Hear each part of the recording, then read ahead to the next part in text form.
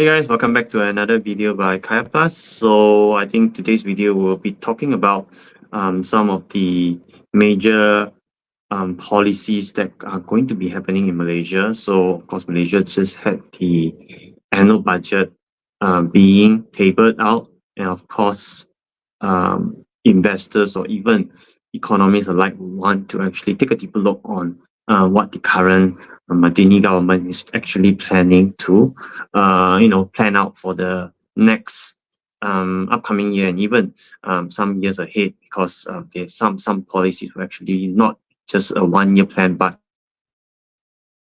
it will be an ongoing evolvement and an ongoing development. So whenever the budget is out, of course, investors particularly would want to scrutinize on what could be the next upcoming catalyst for certain subsectors. So, of course, we will be talking about some of these stocks. These are just some of our deductions and some of our assumptions. So, disclaimer: do not actually take it as any buy, sell, or hold your investment advice. Just take it as a sharing from us that how are we going to dissect and look into Malaysia's budget for 2014. So to make take us through on the larger scale or on the big picture, how will Malaysia's government carve out the subsectors or the allocations for next year's budget?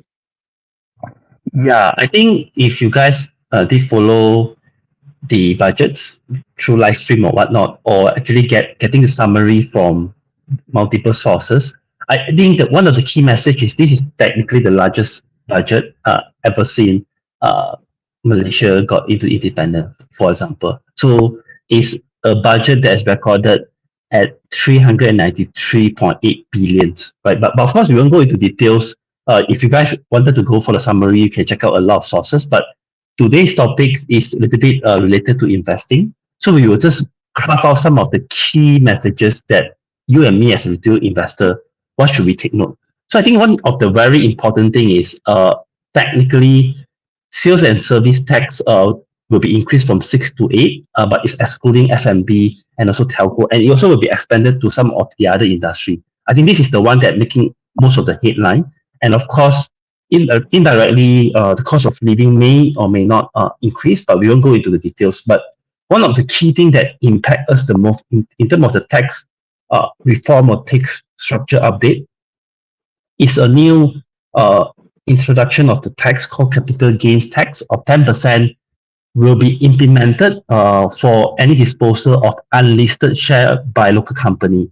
So technically, as a retail investor, for any buy and sell, if you get any capital gains, it won't have any direct impact. Meaning you buy and sell, you still you can treat it like the same like what you are doing right now. But for company that's technically unlisted, when there's any transaction happening and there's a capital gain, they will be subject to 10% of the tax. So will it have any impact to you directly? Probably no, as a retail investor. But then there are also some of the possibility that the listed company, they may do some acquisition of buying and selling of unlisted company. So when it happen, indirectly, this 10% of the capital gain is impacting the listed company. So I would say not very much direct impact to retail investor, but it will have some indirect impacts. And of course, some of the other things that we're going to share is some of the key highlights from the budget, and it may have a direct beneficiary, but then this is just something for you to take it as a reference. So one of the key announcement is there will be a mandatory e-invoicing initiative to be started for any taxpayer with annual income or sales of over 100 millions. And from 1st of October 2024, meaning for big player with 100 million and above, they are required to implement e-invoicing. But for the other smaller company, it will be implemented by phases. So of course, to have a new system being implemented, you need software company. So some of the guide that you can relate, which is some, let's say, accounting software. So this is some of the name that you can take it as a reference. So for example, AutoCount, Kuskapi, or Sensoft. But of course, There are some of the bad news as well. Probably Jupan can take us through the second highlight. Yeah, so the upcoming highlight, which I think has ruffled few feathers, would be the introduction of the higher high value good tax, right? So right now it's at 5%, so it's going to be increased to 10% for selected luxury goods. So of course, right now there isn't any concrete or definite list of what luxury goods are, but what we can really think back is that in a sense, from listed companies' point of view, yeah, it would be companies that are maybe involved in the gold or jewelry business. So names like Pokong and Tome comes to mind. So it could be a particularly bad thing. So think of it like now that consumers or interested buyers might want to actually or might need to actually pay additional 5% of um, tax, right, to acquire something. So they might be discouraged to actually do so. And if you zoom out on the big picture, goldsmiths and jewelries, they are actually, I think, around available around the world. And probably if you opt to buy it in other places when you're on vacation, that could actually even give you back some of the tax incentive or tax rebates because you're going to be obtaining as a tourist, right? So that might have some sort of negative downsides, or it doesn't really favor the goldsmith companies or listed ones in the likes of Hong and Domain. So I don't know about you, Juming, but do you feel so? And is there any other, items that you might think be parked under these high value goods that would be, increased in terms of the taxation? I mean, there are a couple of category you can think of, for example, luxury car and so on. But of course, there isn't any concrete thing being announced yet. And I don't really pay a lot of attention to this highlight because it didn't really impact me. I'm not a fan of luxury good. But of course, I think the next one is something that it will impact everyone, which is something related to our daily life, chicken and eggs. So both of these items will no longer be under the control goods, meaning the price will be determined by market demand. So if let's say the market demand is high and the supply is low, then of course the price will go up. So in this case, the direct beneficiary is actually quite clear. This is some of the name for your reference. For example, Leong Hub, Teo Seng, QR Resources, and also Lei Hong. With a full control about market demand, they are no longer scared of the cost of a ceiling price being forced to follow and so on. So I think this is a very straightforward stuff. Another key things that probably things that we should take a deeper focus into this budget is something to do with electric vehicles. There are a lot of highlight about these topics, multiple tax relief, tax deduction. I won't go through the details.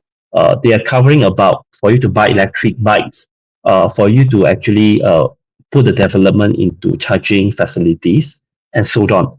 So what does it mean when talk about EV team? I will classify into two key categories. So for the guy that may be involved in setting up the EV charging station, probably is category number one. Some name for reference, for example, Sunway, MRCB, Gabuda. The second one is the electric vehicle itself.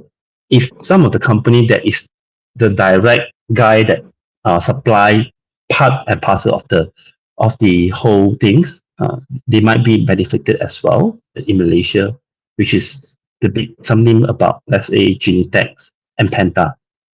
But of course, this is something for your reference. Right. Another key thing probably Jupan also can take us through is, I would say this is one of the key highlight. And then I think this is something related to my Malaysia, my second home, MM2H. There's a plan to relax the condition, but we won't go through the condition in details because it's not fully announced yet. But the key message is they'll relax the condition. So what does it mean from an investing opportunity point of view, Jupan? Well, in my opinion, if we look at that, this is actually one of the oldest plans of Malaysia getting high net worth individuals to actually come and retire in Malaysia, right? So when high net worth individuals retire in Malaysia or come to retire in Malaysia, they tend to, spend the retirement funds within Malaysia, and that, some sort contributes to the Malaysian economy from a GDP point of view, right? People are spending, and that actually helps to grow the economy. Of course, if you go to the website of Malaysia My Second Home, you note that the requirements are not that easy. So this is also to give a subtle hint to the Singaporean Malaysians or the Malaysian PRs working in Singapore that are planning to potentially retire in Malaysia when they retire under the MM2H scheme. But if we go back to the main topic, which is the relaxed condition, that kind of would, incentivize high net worth individuals to actually come and retire in Malaysia. And of course, we listed out some of the existing listed property developers that could see some upside, as relatively Malaysian properties are still quite cheap, and the lower or relaxed conditions will actually, might incentivize these high net individuals to actually put in money to buy a new property for their investments. So this could see the local listed property developer companies a little bit of potential upside to them as well. So food for thought. Of course, not going to be straightforward to say so, but this is just a very big picture kind of guesstimation. Yeah, so I think there's a lot of other highlight if we talk about, let's say, personal tax relief. We won't cover that in details, but there's also another thing that we probably wanted to share is there is official kickstart in a way for the so-called new industrial master plan, NIMP, which is target to end at 2030 with a total investment of 95 billion. And then next year, there's some initial allocation of 200 million. So this thing is a bit complicated. When we have time, probably we'll do a deep dive into this master plan to let you know which industry is a direct beneficiary, because the coverage is quite huge. Other than that, if you talk about the biggest focus before the budget announcement is about targeted subsidies. So there isn't any big announcement beside the diesel subsidies will be rationalized, become targeted. All your other control goods, like for example your petrols, let's say your rice and so on, remain unchanged. So overall, I think for the Madani budget 2024, it seems like an experimental kind of thing to test the water, in my personal opinion. There are a lot of more initiatives to uplift the subsidies, but 2024 probably is just a year one of execution. If something goes right, they'll just keep on and go on and on. And I would say a lot of things is somewhat related. So they're pushing very hard on EV. So when the time is ready, probably the petrol subsidy will be relieved or will be rationalized by phases. And e-invoice is a direct things that you can relate it back with re-implementation of GST, because for you to do GST, you need all these things being tracked digitally. So a lot of things is interrelated, but I would say it's relatively conservative. It isn't a very, very bold move made by the Madani government. Probably is still something for them to actually test and also test and also try to experiment with the feedback from the ground. But overall, I would say there are a lot more things for us to focus on from a personal finance perspective. But then if you wanted to look for quick investment opportunity as a reference, this is a few key things that we wanted to bring it to you as a highlight. Anything to add on before we end the video, Jupan? No, not really. So I think this is just a very high level kind of guesstimation, but with certain assumptions and reservations. So you still need to do your due diligence on the subsectors that could encounter some sort of catalyst. So yeah, if you really want to have such kind of conversation or some such kind of sharing, do let us know in the comment section the type of companies that you want us to deep dive down into, and we can dissect accordingly and analyze and have a similar session like this to actually go through the company. Of course, if you enjoyed the budget review from an investor's lens and perspective, do give us a thumbs up, like this video, share it to your friends and family so that they are informed of what is going to be the headwind and what is also going to be the tailwind of the upcoming sectors based on the budget review by the latest Malaysian government for 2014. So we'll see you in the next one. Take care. Bye bye.